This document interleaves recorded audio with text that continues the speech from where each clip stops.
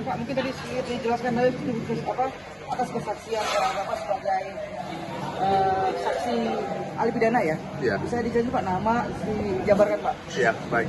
Ya, perkenalkan ya, nama saya Dr. Andi Timerson ya, dosen dari Fakultas Hukum Universitas Trisakti. Jadi kesehariannya memang saya mengajar di hukum pidana cyber. Nah, dalam hal ini hari ini dimintakan untuk memberikan keterangan ahli di persidangan di kita Jambi.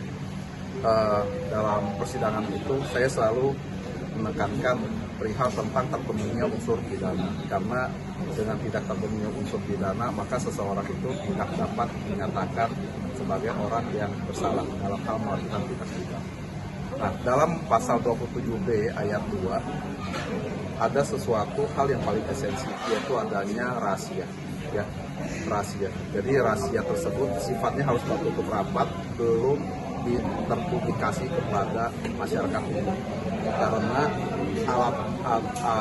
kerahasiaan inilah yang dipergunakan untuk menjadi bahan ataupun alat melakukan suatu pemerasan dalam hal agar supaya korban memberikan sesuatu ataupun bukan sebagian gitu ya.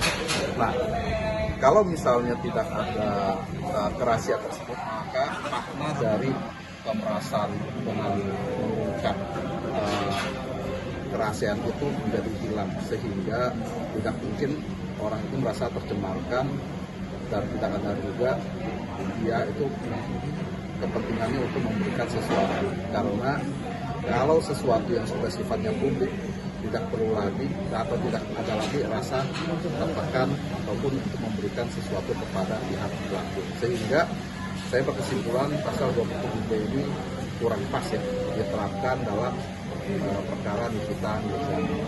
Oke Pak, terkait tadi sekali lagi soal review itu sendiri Pak, yang terkait masa benar atau tidaknya, ya. Dan kalaupun benar ada sesuatu informasi yang tidak benar dipublikasikan untuk kedua kalinya gimana?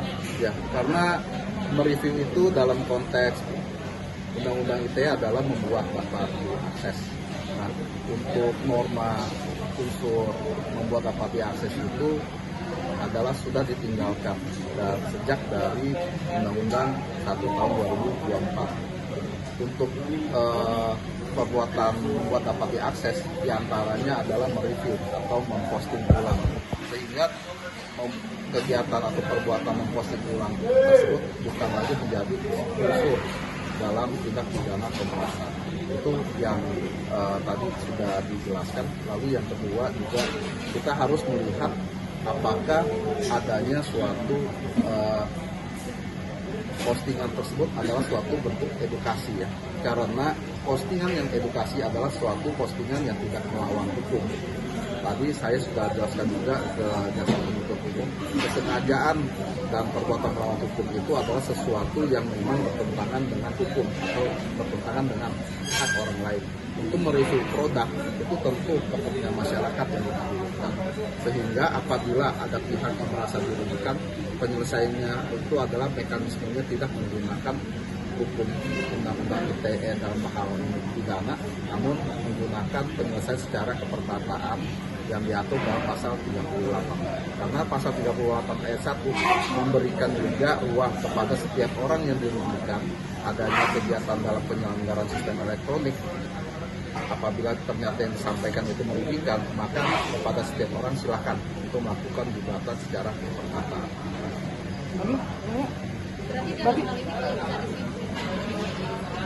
Ini bukan tindak pidana. Sebenarnya kalau kita runut dengan jelas, ini adalah suatu keperdataan di mana ada perbuatan taruhlah kita menjadi mereview. Kalau review itu benar, maka justru yang melakukan tindak pidana adalah pemilik produk tersebut. Nah, kalau yang direview itu tidak benar, penyelesaiannya juga bukan melalui mekanisme pidana, tapi melalui gugatan. Nah, ini yang menjadi konsentrasi. Lalu yang tadi yang berkenaan dengan informasi elektronik, apakah dokumen elektronik itu juga menjadi alat bukti? Saya selalu katakan alat bukti elektronik itu harus diperoleh secara sah, bukan mekanismenya dalam bentuk setelah disita. Karena justru penyitaan itu adalah suatu hal yang dapat diperadilan. Namun hal ini kan saya menekankannya itu adalah mengenai keabsahannya. Oke Pak, kalau kita lihat ini kan sebetulnya ini kan soalnya review ya. Tapi di sini kan awalnya ada soalnya kan adalah ya sama endorse dan segala macamnya, pada akhirnya sampai ada di titik pemerasan lah di sini gitu kan. Nah, Bapak sebagai ahli pidana di sini, menariknya memang apakah semua berawal dari ya itu review sampai kejadian hari ini ya? Ya, ini kan bicara tentang mens rea ya. Kalau tindak pidana itu harus dilihat kepada niatnya. Niatnya dari Nikita Mirzani saya lihat itu kan adalah memberantas kepada produk-produk yang overklaim. Niatnya ini awalnya di situ. Lalu ada niat dari pemilik produk lah. Pemilik produk itu niatnya itu agar supaya Nikita Mirzani tidak melakukan review. Sesungguhnya harusnya kalau misalnya produk itu benar, makanya dilakukannya itu adalah menggugat Nikita Mirzani. Sekali lagi harusnya begitu, karena sudah dirugikan produknya. Dan untuk pencemarannya itu tidak pernah akan dapat dibuktikan, oleh karena pencemaran itu adalah review produk. Review produk itu tidak memenuhi tentang pencemaran nama baik. Tadi itu yang Ya. kalau namanya kita dijadikan barang bukti oleh pihak gugat itu apa itu keabsahannya karena kan itu namanya sengaja direkam. Ya. Jadi yang disebut dengan informasi elektronik itu sebenarnya bukan yang akan ada atau yang dibuat. Tapi informasi elektronik itu memang sudah ada. Dan informasi elektronik itulah yang dipergunakan oleh si misalnya orang yang melakukan pemerasan itu. Tanpa adanya informasi elektronik itu, maka tidak mungkin seseorang itu menyerahkan barang. Nah, dengan adanya informasi elektronik yang belum diungkap menjadi alat tukar tawar.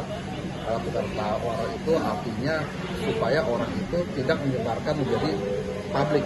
Itu maknanya seperti itu. Pak, sebenarnya mungkin bisa disimpulkan berarti dalam kasus ini tidak ada tindak pidana. Betul.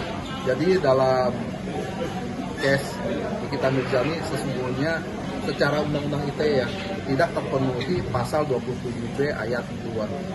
Sesungguhnya penyelesaiannya adalah mekanisme melalui keperdataan. Walaupun di situ ada nilai. Ya, sebenarnya saya tidak berkompeten ya. Tapi kalau saya lihat secara keseluruhan, sebenarnya ini kan bicara tentang untuk melakukan atau tidak melakukan. Jadi Nikita Mirzani diminta untuk tidak melakukan review. Itu sebenarnya. Nah, kalau misalnya ternyata Nikita Mirzani tidak melakukan review, itu maka tidak ada masalah. Kalau misalnya Nikita Mirzani melakukan ada review, itu maka dari pihak si pemilik produk dapat melakukan gugatan. Itu yang tadi saya maknanya. Gugatan itu bisa bermakna kepada karena ada kerugian. Ada yang kedua itu karena uang prestasi. Karena memang tidak dijalankannya suatu kesepakatan. Namun sekali lagi selaku ahli ITE saya tidak masuk ya ke dalam suatu kepercayaan meskipun saya memahami konteks ini sebenarnya adalah suatu konteks kesepakatan. Jadi pasal yang diterapkan pada saat ini sebenarnya salah.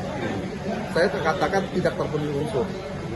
Tidak terpenuhi unsur yang pertama tidak terpenuhi adalah unsur kerahasiaannya. Tidak ada kerahasiaannya. Unsur yang kedua adalah berkenaan dengan membuat dapat diakses juga telah dicabut ataupun telah dirubah oleh Undang-Undang 1 tahun 2024. Sehingga kedua hal tersebut itu menyebabkan perbuatan ini adalah bukan tindak pidana. Oke.